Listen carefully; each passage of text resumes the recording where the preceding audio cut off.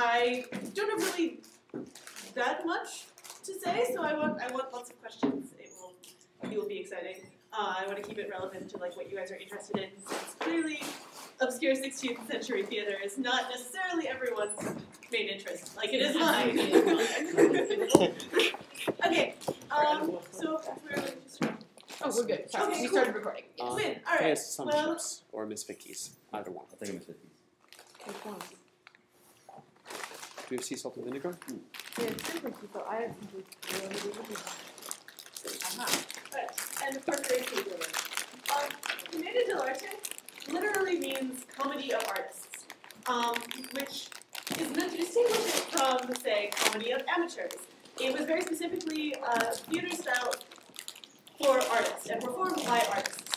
So they had, there were the people who were good at Commedia dell'Arte, and they were registered as artists, and that is what they did. And then there were, everyone else, and they were all like, oh, I'm a lord, I'm going to be all aristocratic and do this thing, but I'm really not actually Commedia dell'Arte. So wonderful marketing that way, actually.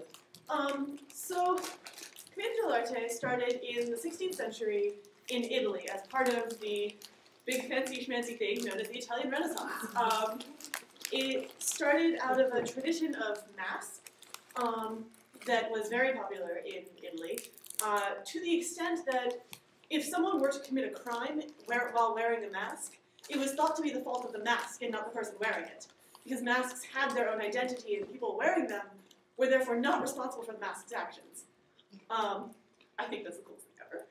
We need to bring that back. I think we should just all wear masks all the time and then it's never my fault. It's a mask. I like it. So out of the tradition of masks, and then then people started thinking, well, masks are cool, and hey, there are all these people around, and we should make fun of them, because of course that's what everyone does, right? Like, you have cool things to do, oh, let's use that to make fun of people.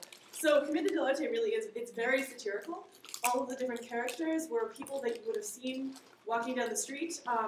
It was always performed in a marketplace. And one thing that was really interesting is that the servant characters tend to speak in a very coarse voice that was almost identical to the people who were hawking goods in the market.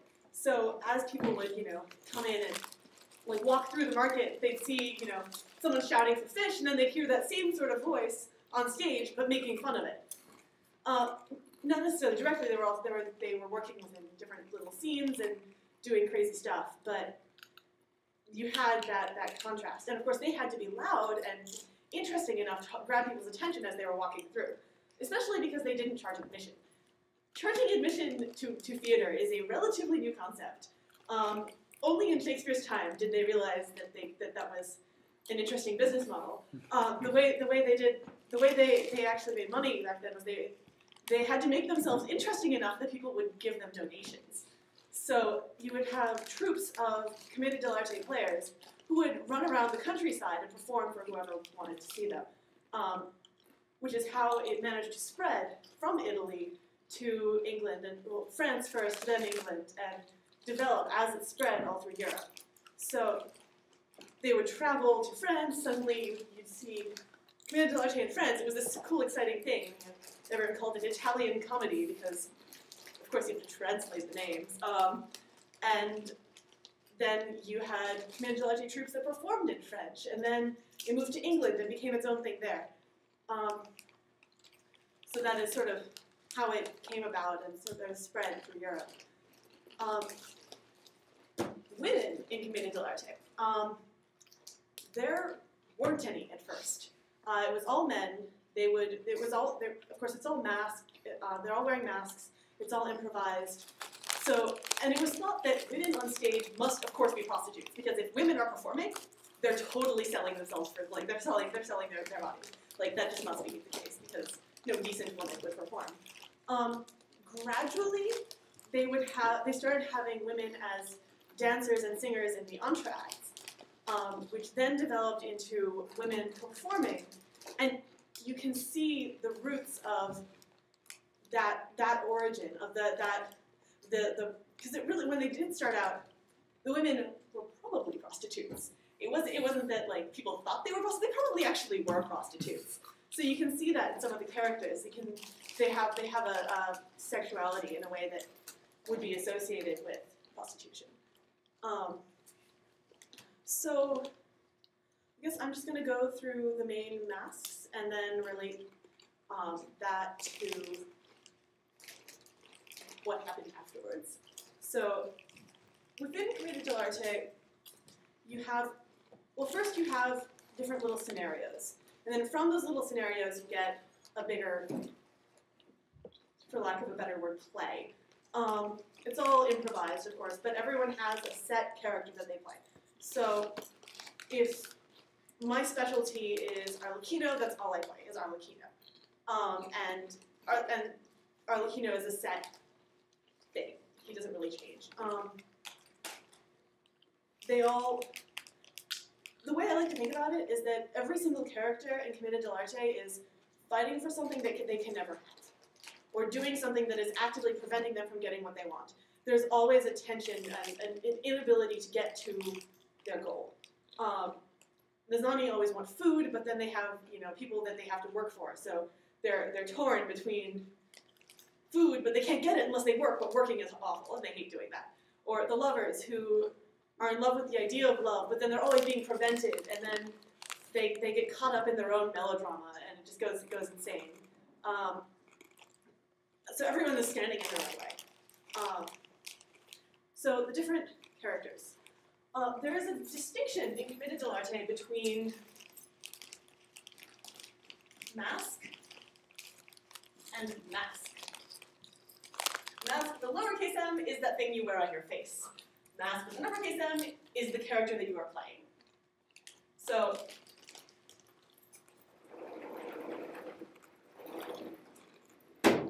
you have several different, you have many different masks, and within those masks there are variations on that, and as the characters developed, as the whole style developed. So you have Zani. Zani are servants in general. They're really, really dumb. Zani comes from Giovanni. It's a diminutive of Giovanni. Basically, they decided that all servants are stupid, and all servants are named Giovanni. So we're just going to call them all Zani. So within the Zani, you have the Zani, who are just generic servants, and then you have more specific servants. But I'll get to that in a sec. So the Zani are really stupid. They're the stupidest people on stage. They don't know what they're doing. They sort of wonder, they don't carry anything of their own. They're always carrying someone else's stuff. So if they work for Pantalone, they're always carrying Pantalone's luggage. They're always weighed down by that. Or they're looking for food, or they're looking for sex, or they're looking for something specific, and it's always something related to the body and not the mind. So they wore big flour bags, and they were all white, and so let me pass this around. This book cites this book all the time, but this book has prettier pictures, so I'm going to pass it around. The green sticky note has some historical images, and then from the red sticky note on, there's pictures of cool masks, and you can see how your face is meant to change when you put on the different masks. So it's very interesting in that regard. So I'll pass it down. Yes? Was there like a hierarchy in terms of the actors? So would kind of the lower class actors like the Zani and different No. actors, or it would just be? It was just what you were good at. Maybe you might start out with a smaller part and work your way up to something more challenging. But people specialize in the one thing that they get really good at. So you'll have the Arlecchino, and then actually you find we have some records of specific actors who became famous for their interpretations of the character. So there's one of the lovers became so important she became so popular and so famous as one of the lovers that within the lovers we distinguish between those who are Isabella and those who aren't. Because the woman playing Isabella